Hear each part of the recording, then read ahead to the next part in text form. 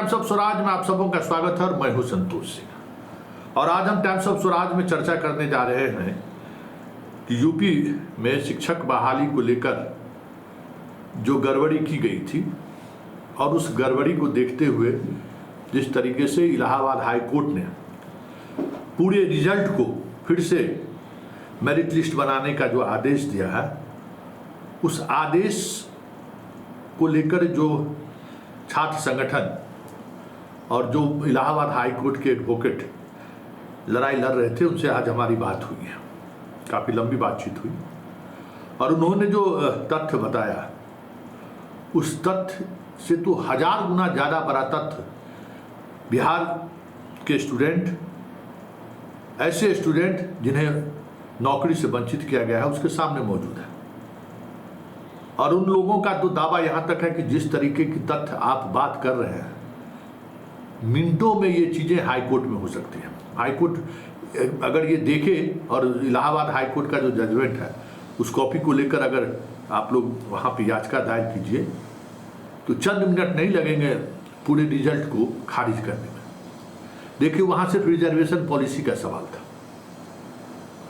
और यहाँ बिहार में रिजर्वेशन पॉलिसी तो है ही, बाहर के राज्यों को आरक्षण का लाभ नहीं मिल रहा है, लेकिन अतुल प्रसाद ने आरक्षण का लाभ दिया, एक अलग थ्योरी गढ़ के। बाहर के राज्य के महिलाओं को, बिहार में जो महिलाओं को आरक्षण मिल रहा है, उस आरक्षण का लाभ उनको नहीं मिल रहा है, लेकिन अतुल प्रसाद ने दिया। विकलांग को लाभ नहीं मिल रहा है, लेकिन अतुल प्रसाद ने विकलांगों को भी लाभ दिया। इतना ही नहीं, सीटेट में जो 60% मार्क्स का जो न्यूनतम अहर्ता था, उसकी भी अनदेखी की गई है। कंप्यूटर शिक्षक बहाली में जो न्यूनतम योग्यता था, उसकी अनदेखी की गई है। हिस्ट्री वाले एंशिएंट हिस्ट्री में बहाल हो गए हैं। एसटीईटी और सीटेट किसी और सब्जेक्ट से है और बहाल किसी और सब्जेक्ट पर हो गया।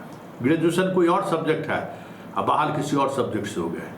मतलब जिधर देखिए उधर ही गड़बड़ी है। और अब तो धीरे धीरे आरटीआई में चीज़ें मिलनी भी शुरू हो गई हैं और कई जिलों में कार्रवाई भी हो रही है, वो पत्र भी निर्गत हो रहा है। तो इन सारे डॉक्यूमेंट्स को अगर एक साथ लेकर, और कई मामला हाई कोर्ट में चल भी रहा है, अलग अलग लोग लड़ाई लड़ रहे हैं। तो बिहार में जो कंप्यूटर शिक्षक की लड़ाई में जो मेरी भी सहभागिता है, उसमें काफ़ी प्रोसेस आगे बढ़ा है और जजमेंट की स्थिति में आ गई। वही एक केस है जो जजमेंट की स्थिति में आ गई है। उससे पहले सरकार बीपीएससी वाले मामले में जो सप्लीमेंट्री रिजल्ट को लेकर था, उसमें भी हाई कोर्ट का निर्णय आया है, लेकिन वो निर्णय बीपीएससी पर बाधित नहीं है। ऐसे में तमाम ऐसे स्टूडेंट जो अलग अलग लड़ाई लड़ रहे हैं, अलग अलग इशूज को लड़ाई लड़ रहे हैं, उन तमाम इशूज को लेकर एक साथ TRE 1 और TRE 2 के रिजल्ट को रद्द किया जाए और अलग फिर से मेरिट लिस्ट बनाया जाए। इसको लेकर समग्रता में एक जनहित याचिका दायर करने की जरूरत है। हम आपके साथ हैं, आप आगे बढ़िए। पटना से लेकर दिल्ली तक जिस तरीके की एडवोकेट की जरूरत पड़ेगी, जिस तरीके की एडवोकेसी करने की जरूरत पड़ेगी, हम आपके साथ हैं। ये इस देश के होनहार बच्चों के भविष्य का सवाल है, क्योंकि अयोग्य शिक्षक हजारों लाखों अयोग्य ऐसे विद्यार्थी को खड़ा कर सकता है जो समाज के लिए लंबे अंतराल तक नुकसानदायक होगा। इसलिए ये लड़ाई लड़िए, हम आपके साथ हैं। और जिस तरीके से हम अलग अलग टुकड़े में, कोई कंप्यूटर वाला लड़ रहा है, कोई आरक्षण के लिए लड़ रहा है, कोई विकलांग के लिए लड़ रहा है, कोई आप बताइए, किसी का अगर मान लीजिए कि आप साइबर कैफे के माध्यम से कुछ चीज़ आप डाउनलोड किए, उसमें कुछ त्रुटि हो गई और वो मेरिट में टॉप में है, लेकिन आपने उसको अपॉइंट नहीं किया क्योंकि आप त्रुटि कर दी। तो ये सारी चीज़ें ऐसी है जो तत्काल हाईकोर्ट से बड़ा रिलीफ मिल सकता है। लड़ना होगा।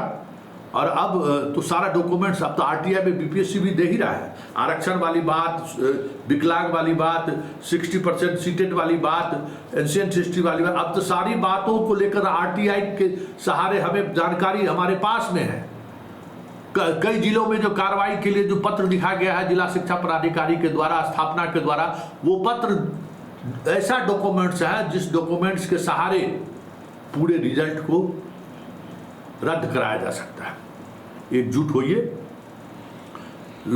सब लोग मिलिए, हम आपको लीगल सपोर्ट जो हो सकता है और पत्रकारिता के सहारे जो सपोर्ट हो सकता है, इंग्लिश अखबार से लेके इंग्लिश चैनल से, इंग्लिश अखबारों को जज लोग ज़्यादा पढ़ते हैं, तो वहाँ जो इंग्लिश अखबार के जो यहाँ पे एडिटर हैं उन तक हम लोगों को, आप लोगों की बात पहुँचाएंगे। चैनल के जो मेन एक्सट्रीम मीडिया के जो चैनल के जो बड़े बड़े साथी हैं उन तक हम इस लड़ाई को पहुँचाएंगे, ताकि सरकार को और जुडिशियरी को भी लगे कि इस मामले में दम है।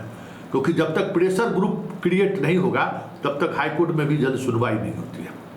और इसके लिए जिस तरीके का वकील चाहिए, जैसा भी वकील चाहिए, सब लोग मिलकर उस ऐसे वकील को हायर किया जा सकता है बिना किसी बिचौलिए के। उस इतना आप भरोसा रखिए कि जब मैं खड़ा रहूँगा तो बिचौलिए की ज़रूरत नहीं पड़ेगी। कंप्यूटर वाले स्टूडेंट लड़ाई लड़ रहे हैं, उसने मैंने सहयोग किया था, वो उनसे ज़रा पूछ लीजिएगा कि किस तरीके से व्यवस्थित ढंग से सारी चीज़ें चल रही हैं। इसलिए ये लड़ाई अब लड़ने की ज़रूरत है, वक्त आ गया है। सब लोग मिलकर एक याचिका फाइल करना है कि पूरे रिजल्ट को फिर से रिवाइज किया जाए।